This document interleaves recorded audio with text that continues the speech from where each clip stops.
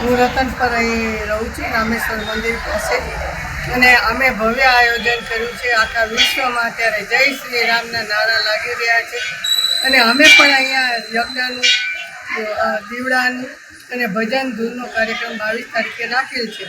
તો સૌ માઈ ભક્તો આવે અને રામના ગુણગાન ગાઈએ સાથે ભેગા થઈને. અને અહીંયા શ્રી અમારા જગદીશભાઈ મકવાણા શ્રીએ 1008નું યજ્ઞનું આયોજન કર્યું છે. એમાં પણ અમે આવતીકાલે ભાગ લેવા જવાના છીએ. તો જય શ્રી રામ. અત્યારે આજે રતનપર ખાતે રામેશ્વર મહાદેવ મંદિરે અક્ષત કળશ આવેલો છે, તેનું અમે બધાએ ભાવભીનું સ્વાગત કરેલું છે.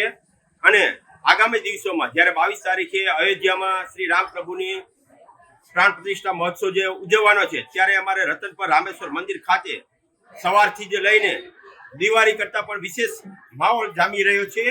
અને અહીંયા સવારથી લોકો ધૂન, કીર્તન, ભજન તેમજ સવારથી રંગોળી પૂરશે, આખા વિસ્તારમાં મીઠાઈઓ વિતરણ થશે વગેરે ભવ્ય પ્રોગ્રામ સવારથી રાત સુધી આખો દિવસ ધાર્મિક કાર્યક્રમો શરૂ રહેશે અહીંયા.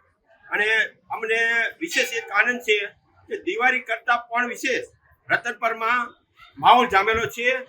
હિન્દુ સમાજના સમગ્ર ભાઈઓ, બહેનો, બાળકો આ ઉત્સવ ઉજવવા માટે તલપાપડ છે. રામેશ્વર મહાદેવના મંદિરમાં અત્રે અયોધ્યા મંદિર ખાતે પ્રાણ પ્રતિષ્ઠા હોય, જે રામેશ્વર મંદિરના ટ્રસ્ટીશ્રીઓના આદેશ અનુસાર રતનપર મધ્યે વર્તમાનમાં રામેશ્વર મંદિરમાં ઉત્સવ ઉજવાઈ રહ્યો છે. રાત્રિ દિવસ દરમિયાન મહાઆરતી, આરતીના અનેક પ્રોગ્રામો વર્તમાનમાં ચાલુ છે. અત્યારે વર્તમાનમાં કળશ આવતા મોટી બહોળી સંખ્યામાં બહેનો અત્યારે ઉપસ્થિત છે, અમારા ટ્રસ્ટીશ્રીઓ ઉપસ્થિત છે, અને એમના સાથ અને સહયોગથી વર્તમાનમાં અત્યારે ખૂબ જ પ્રગતિમય કાર્યો થઈ રહ્યા છે. આ પ્રગતિમાં કનુભાઈ જાની સાહેબ, નીરવસિંહ છે, ટીનાભાઈ છે, તમામ ટ્રસ્ટીશ્રીઓના સહયોગથી અમો આ કાર્યક્રમમાં સહયોગરૂપ અમને બને છે. અને આગળના દિવસોમાં કાર્યક્રમોમાં પણ અમને સહાયરૂપ મદદ.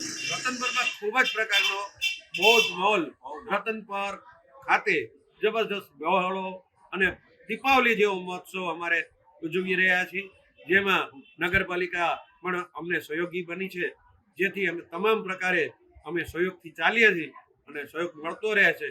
અસ્તુ.